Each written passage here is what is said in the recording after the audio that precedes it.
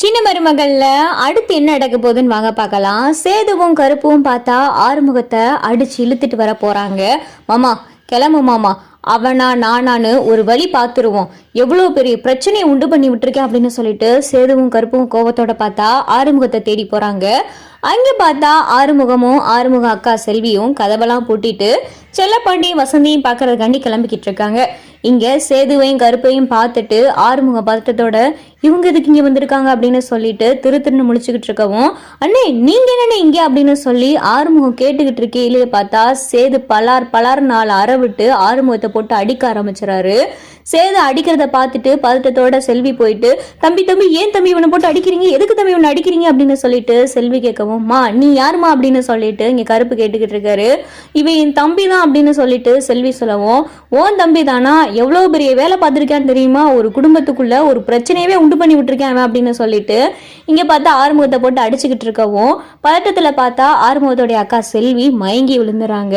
செல்வி மயங்கி விழுந்ததும் பார்த்தா, மாமா என்னாச்சுன்னு பாரு மாமா அப்படின்னு சொல்லி சேது சொல்லவும், ஆறுமுகம் பார்த்தா பதட்டத்தோட, அக்கா என்னக்காச்சு அக்கா எந்திரிக்கா அப்படின்னு சொல்லிட்டு ஆறுமுகம் சொல்லிக்கிட்டு இருக்காரு. அண்ணனே ஒரு நிமிஷம்னே, எங்க அக்காவுக்கு ஹார்ட்ல ப்ராப்ளம் இருக்குனே, அதுக்கு ஆபரேஷன் பண்ணணும்னு சொல்லி ஏற்கனவே டாக்டர்லாம் சொல்லியிருக்காங்கனே, அதனால இது இப்ப மயங்கி விழுந்துருச்சான்னு தெரியலனே அப்படின்னு சொல்லிட்டு ஆறுமுகம் சொல்லிக்கிட்டு இருக்கேல, இங்க சேது மாமா தூக்கு மாமா ஆஸ்பத்திரி கூட்டி போவோம் அப்படின்னு சொல்லிட்டு சேதுவும் சொல்றாரு.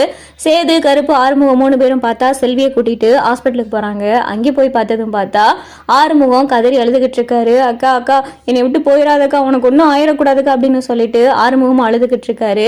இங்கே ஹாஸ்பிட்டல் அட்மிட் பண்ணதும் பார்த்தா டாக்டர் செக் பண்ணிட்டு இவங்களுக்கு உடனே ஆப்ரேஷன் பண்ணணும் அப்படின்னு சொல்லி டாக்டரும் சொல்லிடுறாங்க. அதுக்கு இப்போதைக்கு ஒரு 8 லட்ச ரூபா கட்டுங்க அப்படின்னு சொல்லிட்டு டாக்டரும் சொல்லிடுறாங்க.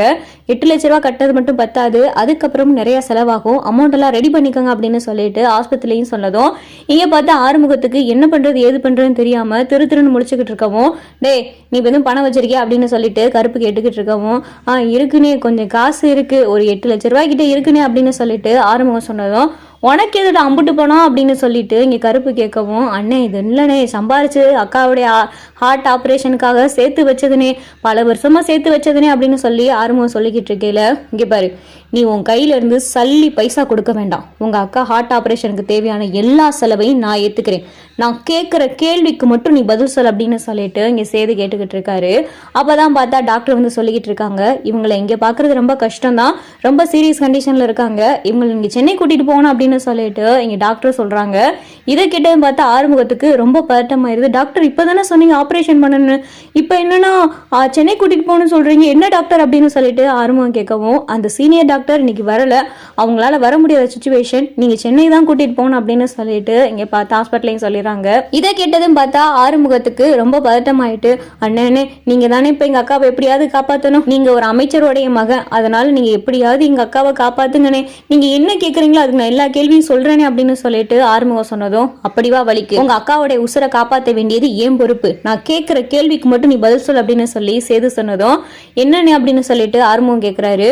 அன்னைக்கு கல்யாணத்தை நிப்பாட்டுறதுக்காண்டி உங்ககிட்ட போன் வாங்கி உண்மையிலே பேசுனது யாரு, தமிழ்ச்செல்விட்ட கேட்டேன், தமிழ்ச்செல்வியை உன்னை பத்தி தெரியவே தெரியாதுன்றா, உண்மையை சொல்லுடா அப்படின்னு சொல்லிட்டு சேது சொல்லவும், இங்க பார்த்து ஆறுமுகம் திருன்னு முழிச்சிட்டு அமைதியா நிற்கவும், அப்ப நீ சொல்ல மாட்டல உங்க அக்காவை நான் இப்படியே விட்டுட்டு போறேன் அப்படின்னு சொல்லிட்டு சேது சொல்லவும், அண்ணே சொல்லிடுறேனே, அன்னைக்கு என்கிட்ட போன் வாங்கி பேசினது சாவித்திரி அவங்க மக தாமரை தானே, அந்த விஷயம் தெரியக்கூடாது அப்படின்றதுக்காண்டி எனக்கு ஏற்கனவே ஒரு 3 லட்ச ரூபாய், அப்புறம் அன்னைக்கு நீங்க கூட வீட்டுல பார்த்து நீ பிடிச்சிங்களே அப்போ ஒரு 5 லட்ச ரூபான்னு சொல்லிட்டு 8 லட்ச ரூபாய் கிட்ட உங்ககிட்ட நான் வாங்கியிருக்கேனே, இதுதானே காரணம், என்கிட்ட போன் வாங்கி பேசுனது தாமரை தானே, கல்யாணத்தை அன்னைக்கு காலையில என்கிட்ட போன் வாங்கி பேசுனது தாமரை தானே அப்படின்னு சொல்லிட்டு ஆறுமுக பாட்டத்தோட சொல்லவும், அதானே இன்னைக்கு இருக்கு அந்த தாமரைக்கு அப்படின்னு சொல்லிட்டு சேது பார்த்தா, மாமா நீ எல்லாத்தையும் பார்த்துக்க, நான் அப்பாவுக்கு ஃபோன் பண்ணி எல்லா விஷயத்தையும் சொல்லி நான் போய் கல்யாணத்தை நிப்பாட்டணும் அப்படின்னு சொல்லிட்டு சேது சொல்லிக்கிட்டு இருக்காரு. மாப்பிள்ளப்பா இவன் அப்படின்னு சொல்லிட்டு, மாமா இவனையும் நான் கூட்டிட்டு போறேன், நீ இங்க இருந்து எல்லாத்தையும் பார்த்துக்க அப்படின்னு சொல்லிட்டு இங்க பார்த்தா சேது சொல்றாரு. சரி மாப்பிள்ள